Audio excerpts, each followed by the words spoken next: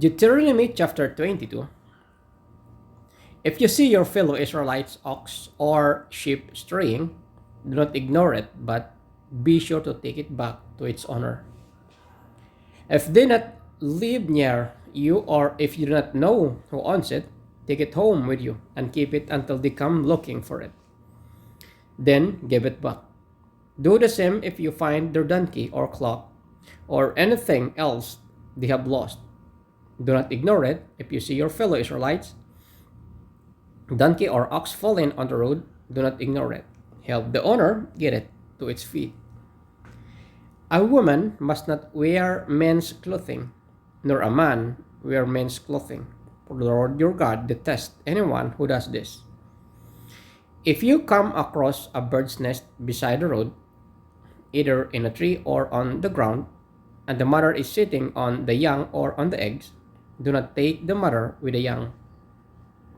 You may take the young, but be sure to let the mother go, so that it may go well with you, and you may have a long life. When you build a new house, make a parapet around your roof, so that you may not bring a guilt of bloodshed on your house if someone falls from the roof. Do not plant two kinds of seed in your vineyard. If you do, not only the crops you plant, but also the fruit of the vineyard will be defiled. Do not plow with an ox and a donkey yoked together.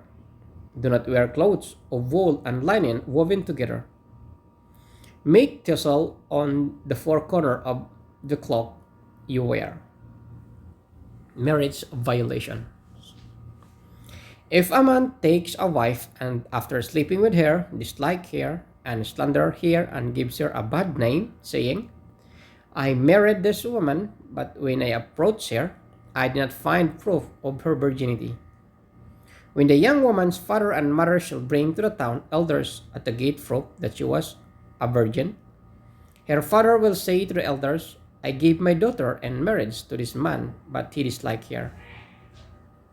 Now he has slandered her and said, I did not find your daughter to be a virgin. But here is a proof of my daughter's virginity. Then her parents shall display the cloth before the elders of the town, and the elders shall take the man and punish him.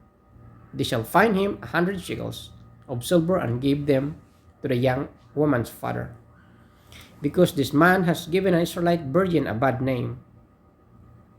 She shall continue to be his wife. He must not divorce her as long as she lives.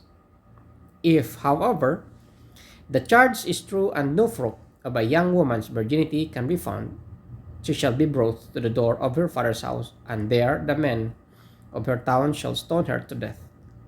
She has done an outrageous thing in Israel by being promiscuous while still in her father's house. You must purge the evil from among you.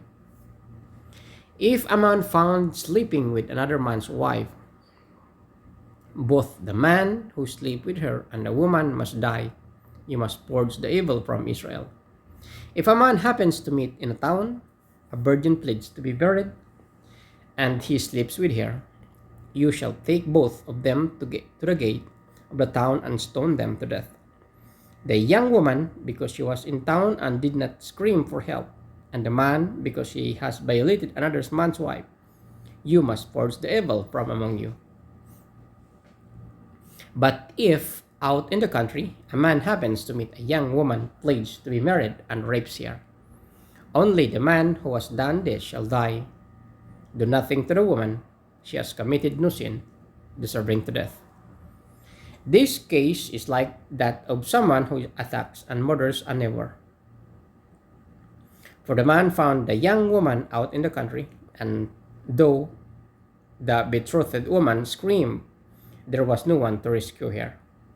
If a man happens to meet a virgin who is not pledged to be married and rapes her, and they are discovered, he shall pay her further 50 shekels of silver. He must marry the young woman, for he has violated her. He can never divorce her as long as he lives. A man is not to marry his father's wife, but must not dishonor his father's bed.